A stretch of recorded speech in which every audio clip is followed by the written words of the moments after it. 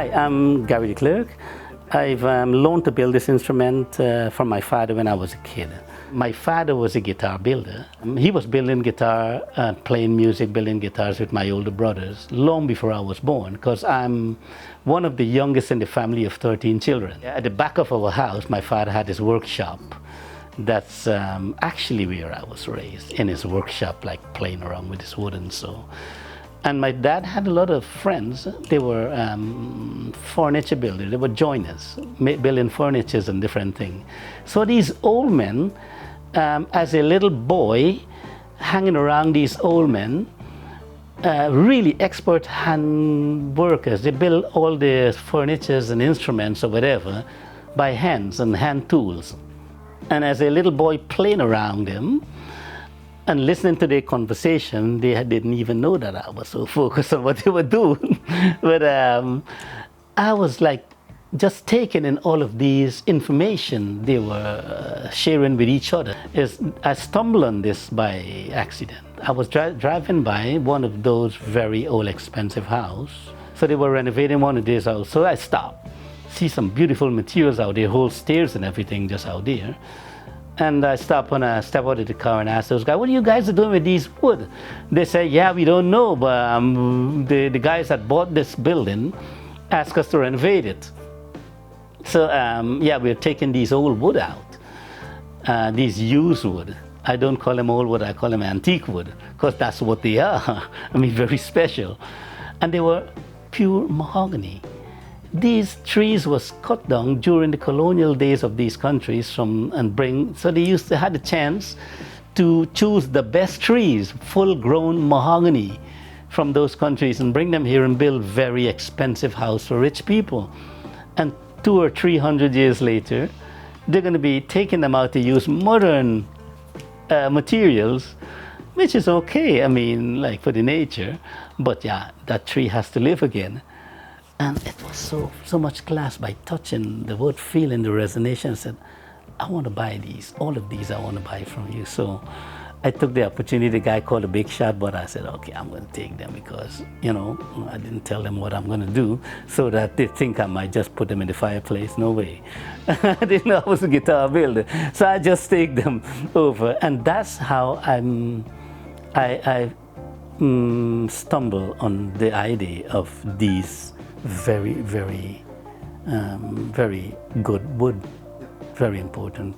But when I started to build my guitars, you know, you had to make your own electronics too, because these are unique instruments, so unique sound. So I just bought pickups all over the place and loose them, see how they build, and get online, get on all kind of programs and study about the wire, the magnet wire, the magnets, the dimension of the bobbins and different things, what it does for the sound of the pickups.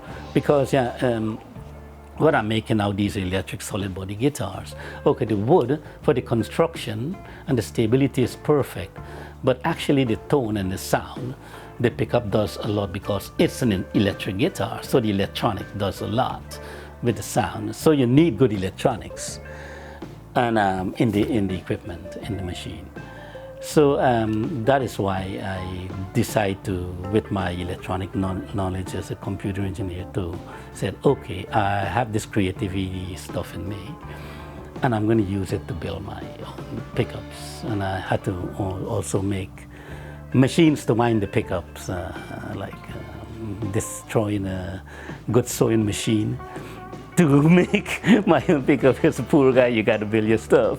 You got to get it done. But you know, it's a drive, you know. In the past, and sometime in the 60s and so, guys like Leo Fender did that. Like they used to transfer these sewing machines to make pickups. But I never knew. I read about it after. I didn't know about that.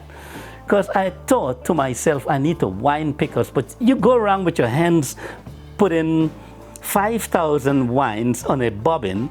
I mean, when are we going to finish? And how tight it's going to be? Okay, it wouldn't work. So I thought about a lot of different things. So I was in this flea market, and I saw an old electric sewing machine.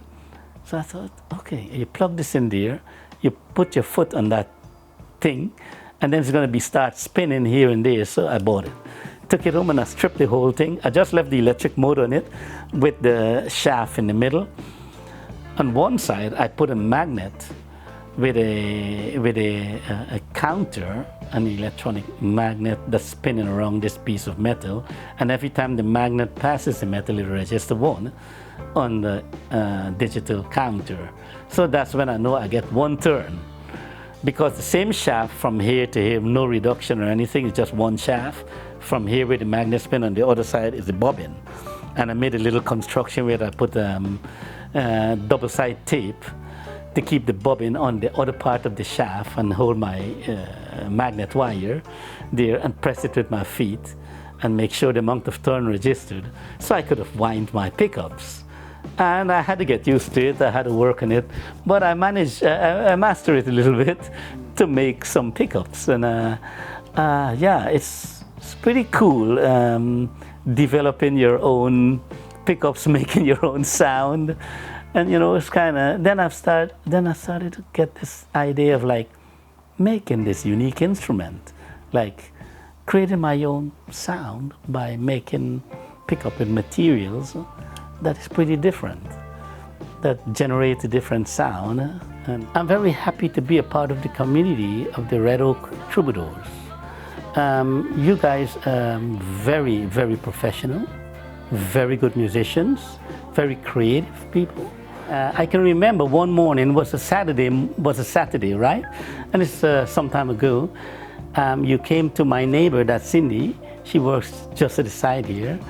You had an appointment for some music stuff. And then you came over to my workplace and I met you and we talk about music, talk about the instrument. And I said, oh, great to have have your good musician playing my instruments. So I'm very delighted to be a part of this community, really.